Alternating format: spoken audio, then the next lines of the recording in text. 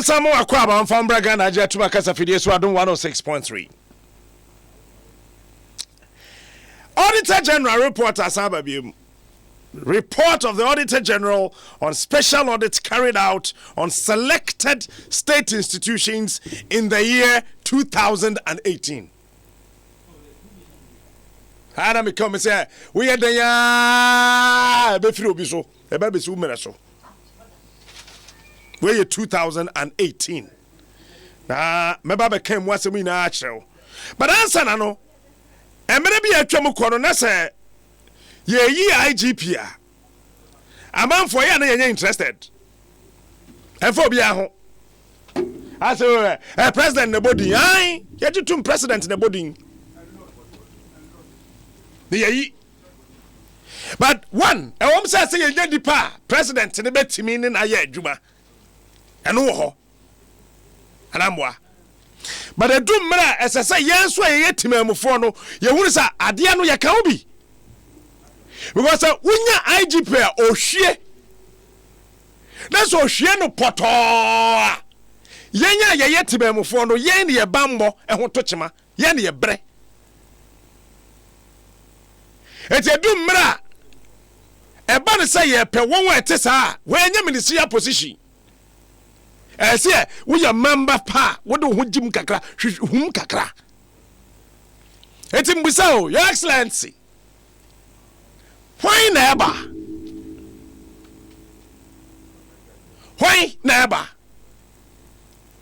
they are all ba hwie ana they all ba no wa ba yom ade no ayeye time na wutini ma no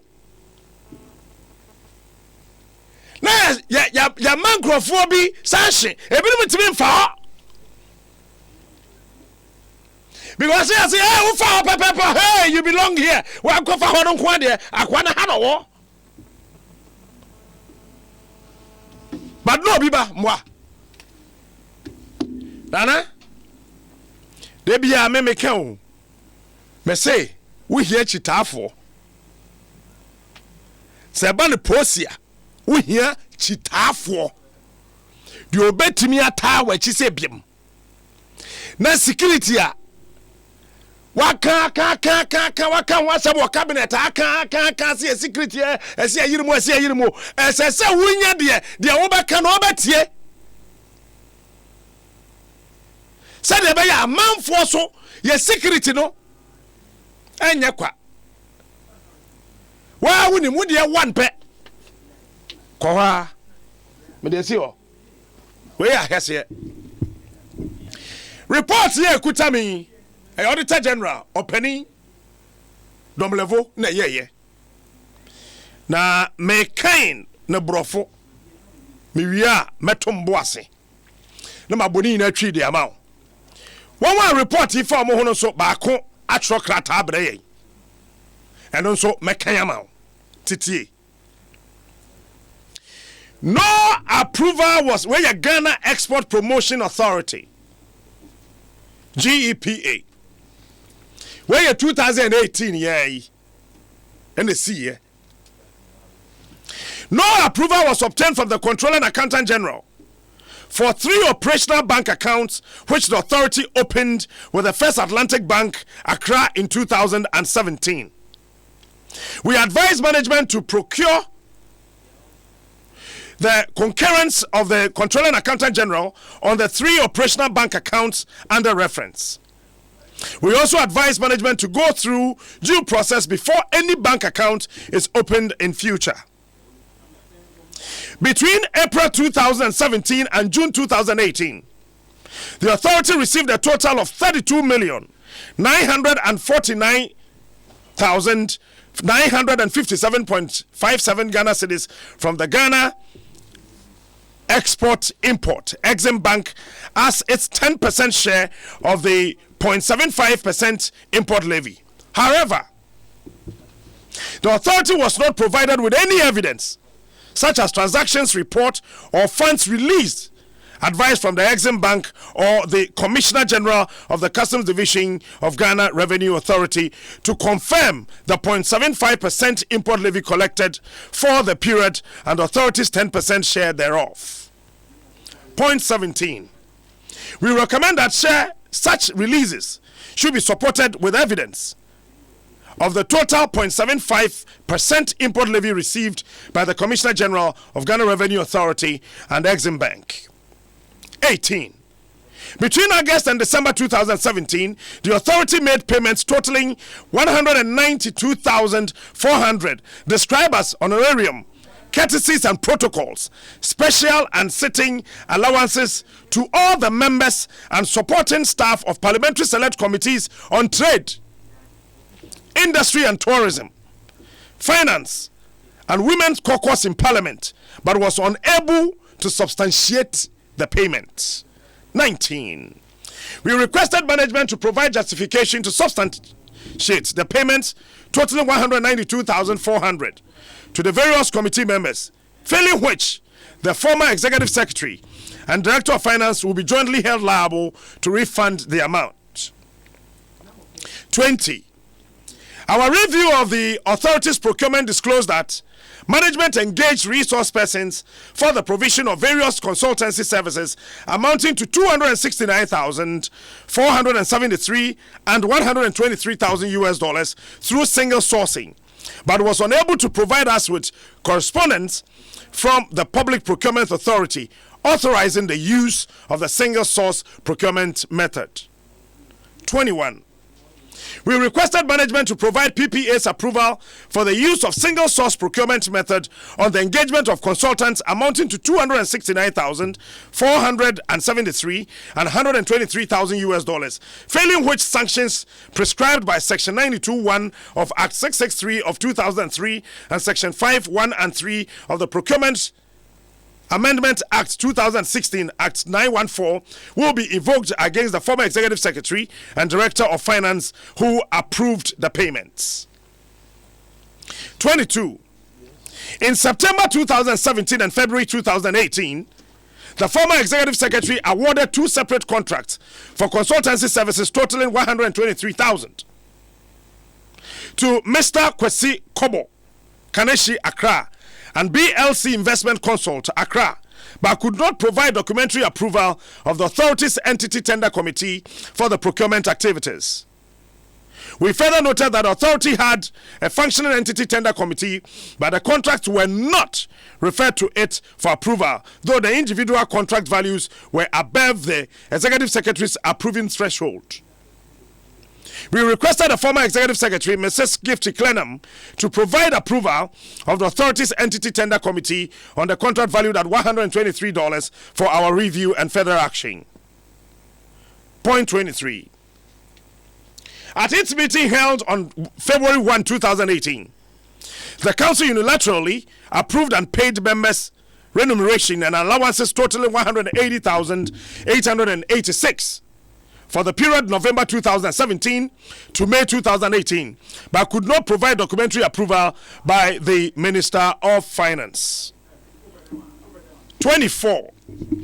We requested the Council to provide the authority for the payment of the remuneration and allowances to its members. We further requested that payment of allowances be discontinued until the needed approvals and authorizations are obtained, failing which Article 187 Clause 7B of the 1992 Constitution on disallowance and surcharge will be invoked. 25.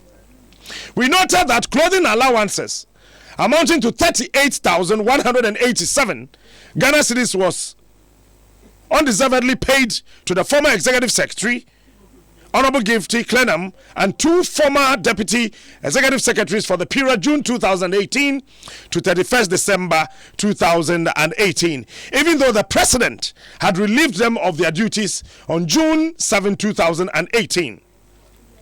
The attention of Honorable Clenham was drawn to the undeserved payment, following which she refunded her portion of the 14,625. The balance of 23,000 562 received by Messrs. Amwakuchum and Akilu Saibu is yet to be recovered from them. We requested Eric Chum Amwaku and Akilu Saibu to refund the unearned clothing allowances paid to them totaling 23,562, failing which surcharge procedures will be instituted. Point 26. We noted during our review of the authority's payroll records that on 11 July 2017, a total amount of 54,340 was wrongly paid to Mr. Eric Chum Amwako, a former Deputy Executive Secretary, in respect of soft furnishing. We further noted that this payment was after he had already been paid rent allowance of $60,000 on 27th May 2017 for the 2-year period July 2017 to June 2018 in lieu of a fully furnished accommodation. Point 27. We recommended that the former Deputy Secretary Mr. Eric Chum Amwako should refund the amount of 54,340 which was inappropriately paid to him or be surcharged in accordance with applicable statutory provisions. 28. Our audit of the payroll of the authority revealed that between July 2017 and July 2018, unearned salaries totaling 23,594 was paid to Miss Jacqueline Aboni, who was granted accumulated annual leave effective 15th November 2016 and was to resume duty on 26 June 2017 but failed to report at the expiry of the leave period. We requested Miss Jacqueline Aboni to refund the unearned salary payments of 23,597 to Governor Chest with evidence of audit verification within 30 days from the date of this report or be surcharged in accordance with statutory provisions. 30.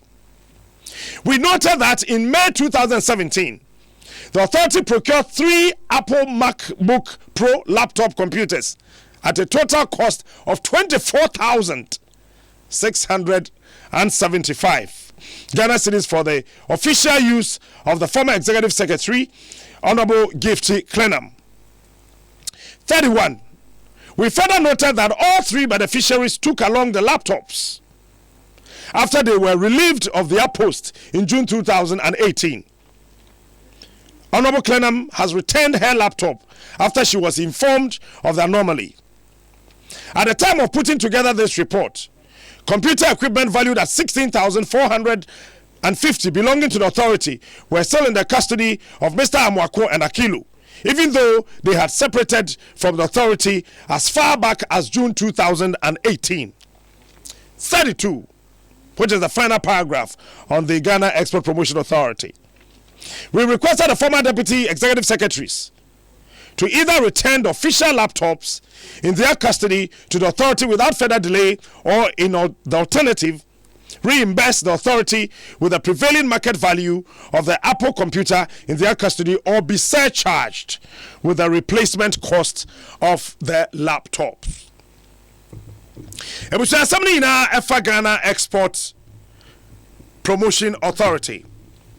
Now, Auditor General say, or share the auditing nasi ewo hono. Who say authority no ebie account makumako miensa with First Atlantic Bank ewo 2017. Obusa say 2 million omunya ye so omutimi di bia sa account no mo operate account no ewo hen o say wo mo anya sa account no entimi amfa amma no tumi krata bia so enka ho enti wetu omfo say hey emfa kwan mu kura enti efiri sa amre kwe mu ni tumi se mo bebie account bia ebiom we de Auditor General ntimi ankyere so obi yi sika wo mu de akoto ha ana obi de akoye sei ana so de aye sei wentimi ankyere.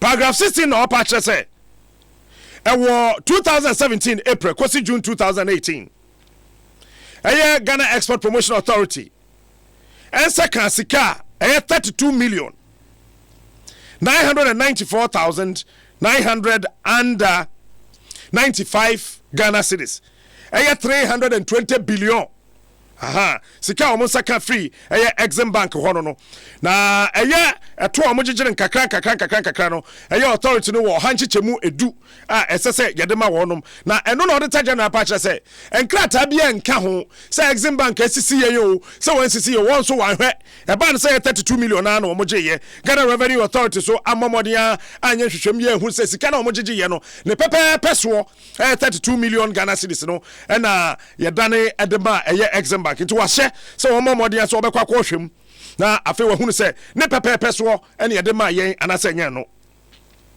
de atoso du nwotwe ene se wo August and December 2017 Ghana Export and Promotion Authority ebo modia etua sika 192,400 yesika than 1.9 billion. Sir, a special and sitting allowance at the Parliamentary Select Committee on Trade and Industry, Tourism, Finance, any Emma Parliament ni nano, Otia Sasike 1.9 billion no, Otia de Mawonum. Eti yesre, Parliamentary Select Committee, members amuwo Trade, Industry, Tourism, Finance, any Emma Muwa Parliament no.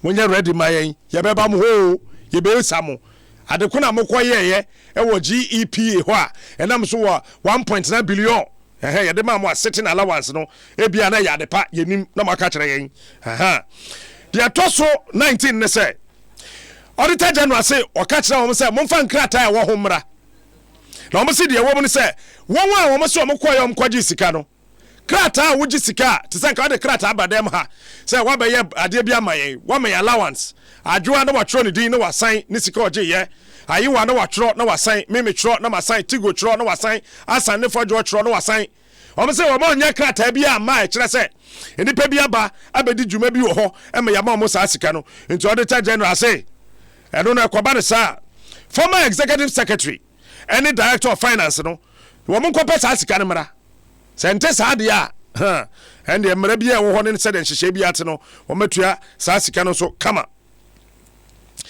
The Atosubi Omna say, Auditor General say, Oba Modia Copobia say consultancy services. Bakun Obutra 269,000 2.6 billion. And Abakusia $123,000. Oba say no de ina no so sourcing. That's what my shasha come to me kratabi and if Public Procurement Authority ho say oh mubetimi at the contact ro at the amasa contraji na consultant to kuna juma no be yen wababe wo so wo ma pemu pia wo mo ehunu kratabi a etesa enti eno de the former executive secretary and the director of finance no wo mo obika so wo mo modia sentisa Ghana mra e wo ho a de hwe saade no sanctions e wo ho ina no wo mo de ina na bedi wonum pe 23 esanso beto mu se wo mo san ma another contract e de ma adwuma company ba ko e fra no Kwasi Kobo ono wo kanashi e won kan ha ena afa BLC Investment Consult womo so ewo enkrahia womo se womo ambie tender bia ena afa so womo tender committee e wo ho no so womo antimi anhia anje sa contract no antum etino eba de sa de adache se ye nipa ba ko a na de ne petimi yesa enti no so no finance director owo Ghana Export Promotion Authority and the former executive secretary Miss Gifty Clenham womo modia no womra emeyi sa ensem no enso ano ewo ho eno eda nchen a omo say wo February 1 2018 won kasa de womo pe etua Ghana yesika fofre 180,000 1.8 billion ewo November and 2017 and May 2018 wa bra wo manya approval bia Free Finance Ministry ho adekode obodi sika no eyeye no omo pa kire se na ese nka omo twen na wo munya tumi edi Free Finance Minister wansa ometuatua sa sika na wonum etua enu nti no won modern ya entem so enkoje to me crat and free finance ministry ho so man to me ankoje a enam akomako aduasa efimra sa krata ya mekan ya ba bonten no ombebo modern say 1992 constitution no the allowance ne surcharge mrada ewo mu no ombeba no so bayam e de asense wonum ekom de atoso aduonu num ne say omo se omo ya omo de tene omo hwehwe mu ahunu say clothing allowance ya de ma say je kwato atade hye fa bra adwuma je fato atade hye je fa kwato atade hye eye June 2018 into June, July, August, September, October, November, December bosumi nsia na clothing allowance no yetua ede ama enipa miensa ewa adwuma mu no 38,187 380 million any clothing allowance adwanje on fanto shirt na nhemra adwuma fanto trouser fanhye nipa miensa na eno no de edikan no former executive secretary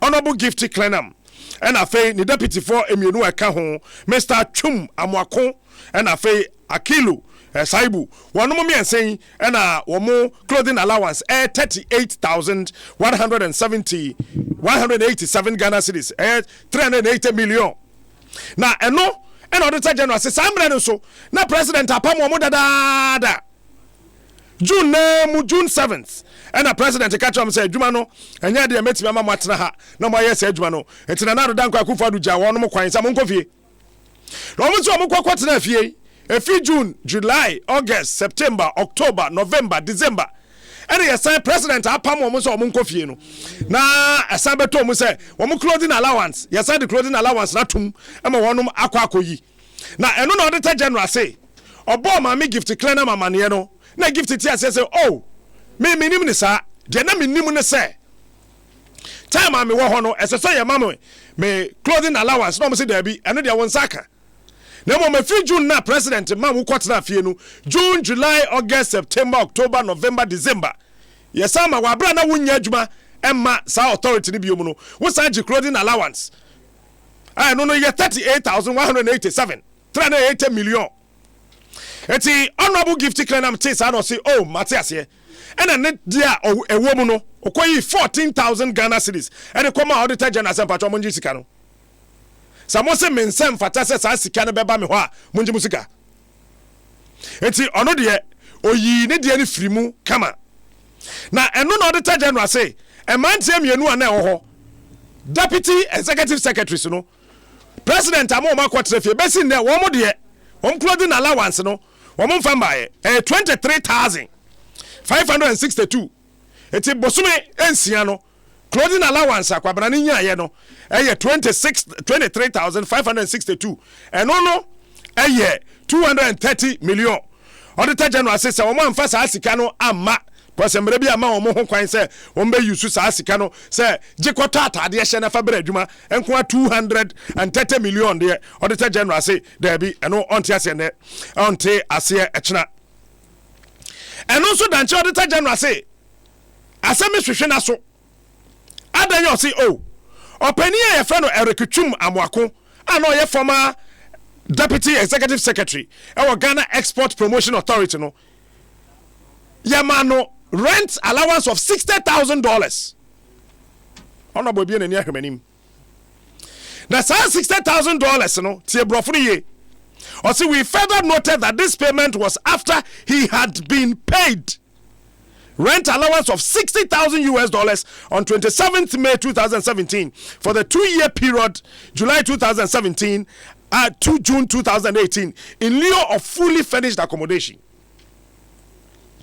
Now no na wo kai paragraph 26 na auditor general say enipa ya nkasa ya hoi ye de man 54,340 Ghana cedis 540 million say onje onfanko say bi obenya dan wo hen obenya dan wo hen obenya dan wo hen e dan ni mo asese soft finishing onfanye ni nyina dada waje sa sika na wie e ba ne sense no mo san so tua no $60,000 say rent allowance.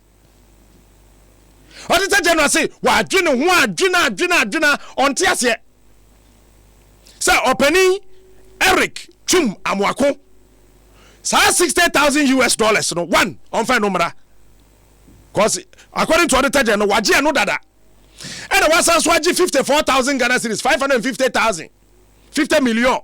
Auditor General so on san fa no so nka ho. Cause on tiasia say, ye be ma baby hatena, de be ma sikasa fa kwasiesi ho. De ya san so atua allowance so. Enye rent na nka say rent allowance. Say bosume so a je so wodan sikaso fetua wodan katua, fetua wodan katua, wodan katua. Eno no kwa na $60,000. Auditor General say tua kai. On fa sa sika no mra. Say wan fa madia. And the 30 days after this report, I make kind. And Mrebia Wahono, the bedi no.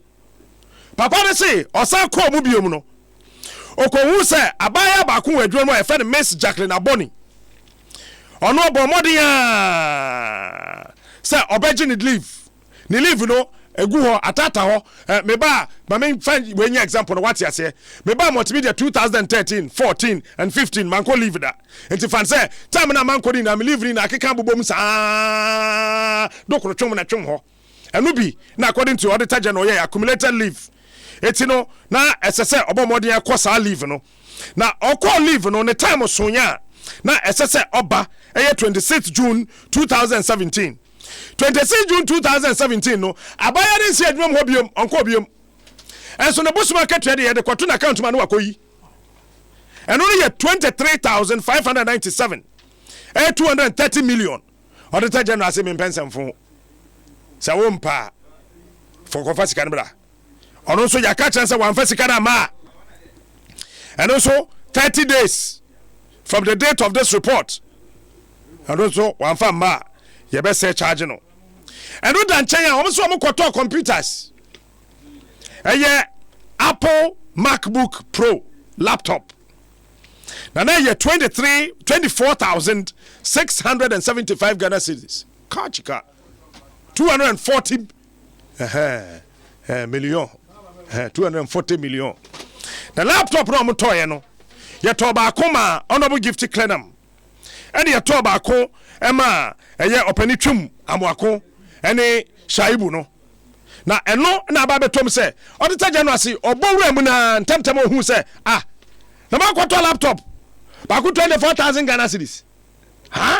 A laptop be ya say your friend no Apple MacBook Pro. Also you mate. Why? You say one adwuma time aso a president say, "Omuntimi nya adwuma no bi omtu omonko no wo kɔ no. Wo fa kan ho de kɔi." No say ha de hen. And of friend mama gift clenam. Of friend no say, "Oh. Enye nhihye no. But say omo say e wo me hode a monje mo laptop." And am mama no de laptop no e kɔma mo according to this report. Now say Openi Erica Mwakutwum Ani Akilu Shaibu Besi ne Wama chwa Enya dia Wamo de laptop no Ediaba Eti se wamo Ida se wamo de beba Anasa se de nebu wotie Ewo dwaso sesi ya no Wometu ya sika no Se ente saa dia Ende se de emrade tie bia no Wamo ni wamo bedi no pepe Ghana wo cash Ghana wo cash. Na eno eni epusu ahoma no Openi Akilu Shaibu. Oye former deputy maboni din a kire wo. Wa tro krata de abrɛ enti me kan ono so ne de no. De Auditor General de no ho. O say my attention has been drawn to publications in the media about keeping an official laptop and clothing allowance despite being sacked from GEPA. I wish to state that I never took any laptop away unlawfully after the termination of my appointment on June 7, 2018. When my appointment was terminated on June 7, 2018, I was given the option to either return my laptop, replace same, or pay and keep it. I opted for the option of keeping same and paying for the costs from my terminal benefit in any official written communication. Accepting the option to pay for the laptop was not done in secrecy. It was done through an official written communication to Ms. Efua Asabi Asari, the new CEO, months before the official auditing, the evidence of which is available. The auditors were duly informed of this arrangement in a written response I gave to them, a copy of which is available and which they made reference to in number 310 of the audit report. I therefore see the decision to publish only that portion of the report and omitting my response as a deliberate attempt to paint me black in the eyes of the public. About the clothing allowance. For the 13 months I worked at GEPA, I was not a signatory to any of our corporate accounts.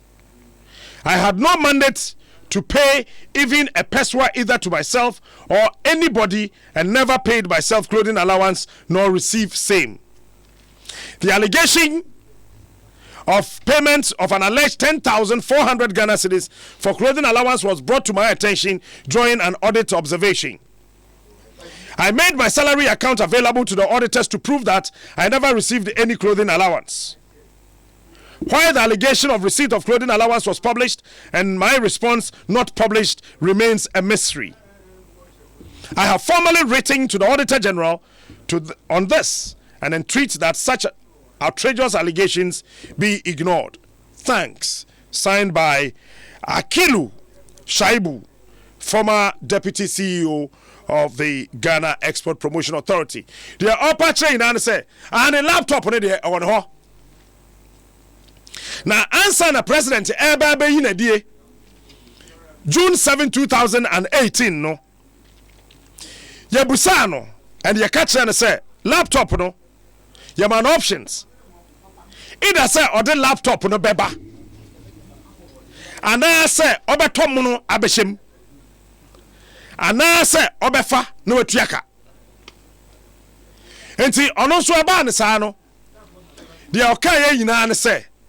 Sana tia dia ene obefa no atuaka etu okacho mo se ne sika bia be wo ho esese da achi ye ni betua no no aya sika ne ba ye ntimfirim to the laptop no ebeko e na o de koye enti enye se wafa clothing allowance ne nso efimra okoye adwuma e wo ho no obi ani ho ma ne clothing allowance. Enti aba ne sa no tam ne krata kakraka ne payslip no de koche auditors ne say monyi hwemu an na ba ntie menje hwe na o say ye no won say auditors na fan kasa report no ho ti clothing allowance no wanje enti sa no ne chefa wom eye 100 million no enya ade a akodi ne ho ntie enko hwe enti opani nso de na no yi aba sa na tie de a and sa clothing allowance na wen na wo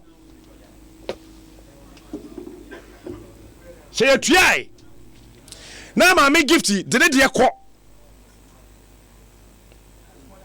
na sana na nipa na otuai no na adwen be na wori ti mo hye da so pese otuai na say dent na otuai se papa isi de nsan kan ne de na onyi bibia sa da ye tuai ne sen e na obi nya ne de na one de otibe return ye na obi so se ne de ne nsan kan da ana akoto na account nim na ohun ye baba bia me ha me kakra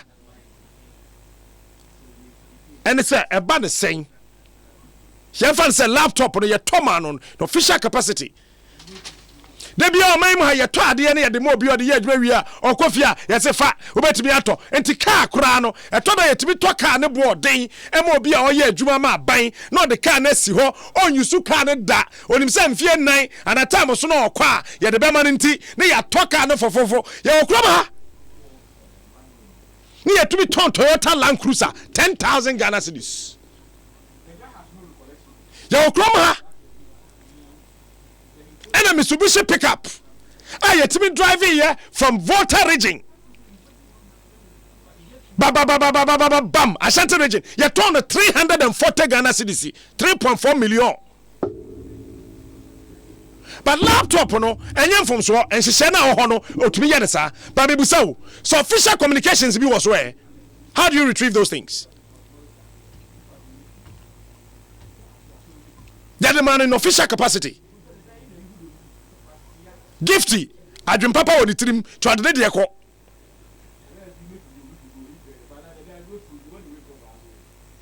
It is a koban say official communication be was sama laptop no de kọ no so a. How do you retrieve it? Me busa o.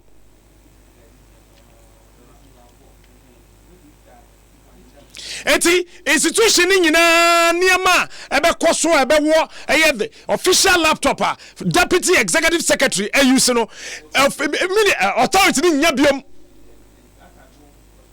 meba eti enuko and say appointed the pafofra afa na obesechi eto da yes no mail a yetimi scan anamwa scan document ni mail abrew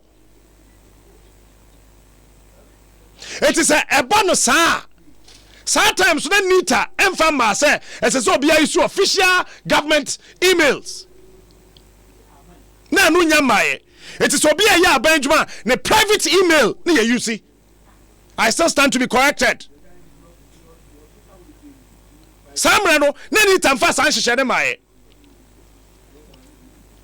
eti adwoa me tigo asan sɛde yɛ abandwuma yɛ private email ne yɛde yɛ adwuma eti eniema fa Ghana Export Promotion Authority ho a ebi obi askene na wa send it to sa email na ɛwɔ machine ne so no authority no bɛyɛ na mo nsa bɛka yey eja tum amwako yesrew wodi enyante wano asem nobody can crucify you but $60,000 no auditor general say fabra rent allowance or genade because already na 54,000 Ghana cedis bi so aba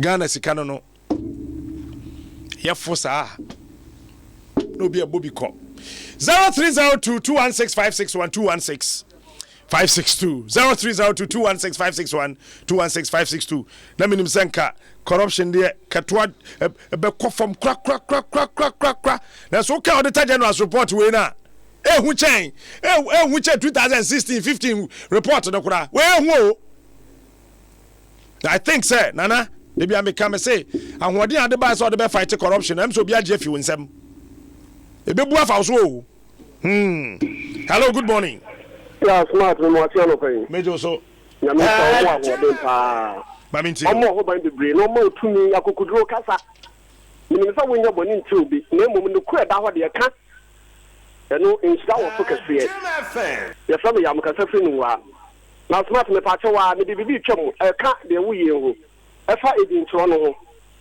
nuwa prefector opposite ADB bank prefector school eni me bi koso wo ho la kokon tokwa wo ho eti me frɛ mo ma mo krofo ni bi amra ho enti me ma say ye be fa ya amade acho okay no bi but I say omo mo trodi no mate hello good morning Ken Ebuja kana che nyame asu ndi eka enka wonso kasi me no ka se benye ni sori wadaro wo fidie de so pa benye ni sori hu so se ko me se bedwamu mayenka fa ba so na ye no ho asemanza mate ma bibia ndi awo so mate ma me che ba fo we ne na po minia na konzada kanti ka de me kan se no ka tourism enti ma me no ya friend sempo gifty kana sikana afani nsasi na pacho mo jide wo mampani mu ye born the day no auditor general say clothing allowance no ote ye no ode koi ono ode ne de koi laptop no so ode ne de ko enti to aso hello wanwasi ana hello yeah hello good morning yeah opa yo ya me asu die ka enka wonso bidia ni ramzi me kata fi the golden of region bekum captain ubojma the slot nya mi sha de ma ma wudi date Ghana man beda wase ekiro bedu wadanse kuko wanim me sloda Ghana first ala pemanye wa fidie ye me so nya mi sha fama wana bu Jesus ba fo awia wana bu bojma na bu kuko wanim promata wachi na ya wura ko finti diere ko pacho ya fani pa afro enchiana ya na dos dodo hello good morning good morning mpacho maminti o yo captain do ase me do ase mpacho miti o yo de dikan me do ase na mabo aba so efise adwuma awudie no sebe ope Ghana ope Ghana year pa nti sisi ya no me de American say Ghana pa say correction pa de ti betu ase a na ayeden ebeye de ne say no kura ni ho no kura bia sabi ya ka de sa ye betu sa correction ase no ete say eye bre just ahoba bofo no wo mo so de na si wo na lawyer fo no so wo mo ye adwuma yi so mo ye adwuma yi a ebetima aboa ama sebe wo mo a ye wo parliament no kura no ye di bi wi wo mo a wo mo so betima mi wo mo ho na de ekoso no wo mo atima twetwa mu aboa ye bye bye. Hello Captain. Yes sir. Good morning. Pacho Erico ni mikasa wala pass. Erico midase. Yankopo insure why. Amen. The way bia twasona ye Ghana for tie de o ye Yankopo so hu de o ye. E de mekan say captain e ya to de bia na ye tin. Na ye be de atimi ayi corruption ato ho no mo. Sebi yen kata ti antimi an sorry akasa fa ho a e be ye de. Se wu wa mai mu na te se wu ni hobium. Adenti na usaji sa allowances ni bia ka ho bium. Eya na ya yen so Yankopo. We share honorable Carlos Ahinko Yankopo sha na pawe. Duma yo yetema ho no no. Oye ni sa pedawase. Mensumeda say. Hello, good morning. Hello. Yes, good morning. Good morning, Captain. Yes, madam. Pacho make us ask for your family. Pacho Mametio. Captain, asema won say sikabia akodi obi ho a odi akotena fie no. Yen ko discount because the cost on in fact. If I be ready that kiosk and no got and no munya baby the house say wow nya baby that also make discount we for this fee. And you kwa omo count no money to me ko yi. Me da say Captain me wo program be the month ma me hu number na me so. Me da say. Hello, good morning. Good morning. Yes, sir. Captain, it's Rosie Casa Jeremy. Me da say. Captain, in some of kind, no problem again. Now, Ghana, the finance officer now. No, sure say if the colonel Miss Uncle Fulling now, whether NPP and DCU, Uncle from your politicians in the chase canon. Into one, it is a finance officer near your own thing. Problem organizing now, sad. We are you won't just come in the blue. Nipa winning so own deserves as canon. No way to make yes can into the personal account no fair na call no need him ti so bi a oye djuma wo yasam na wo hwahwe me yekusi dan yi sum na nipa no si dan ni di kobu but nipa ma permit na ye sa aye na ye me ya ma Captain nipa me yesi nsu ama me si dan obi ama me tumi se metumi si but ye ba me am si dan na me din da bontin but ni aye mame nipa no mame permit so metumi si you know they need a jano or no as a public servant no they free so you started corruption free public servant public service for no Captain na so bicha because we take now fine me will hold this card to my account but also a conscience so who says we in deserve now sign the call back but who say do for the pedia Ghana and do feseling kumya na nyachon scanning any dia but aban do be na wunya be ukra en fa no it is here na nyoma ekozo sa na say yan start free omo a omu tie scanning to with an account na Captain ye no fa because me say MP to dam to NDC ba me to into we are message to up it's ka win deserve kana ma send to accounting wo ko ya na free de na pawo na me ni gusi to Captain Sam me ke mpacho say otima say pa But say pa nti benefon sa we mu omo to mu okay so wo ye djuma na me cheska into Captain account no me na me to na ye ntumi aban na de me ba aban we ba me to no na Captain na ye bo ni din Captain aye na me na me cheska into Captain account na me nim say nkenye se me tanda na de ye me all right but as a pa yem fancy her but your excellency you made reference to the Auditor General's report of 2016. Say corruption, Auditor General, it's me money pia bonting. Sasi kanen kwano, bet me abua Ghana, bet me a free senior high school. This is Auditor General's report at your time. We, Auditor General's report, we, Your Excellency, we your time. your time. Nana, we your time. We your time. You Vitamilk, Greenfield Scientific Herb and Franco Trading Enterprise.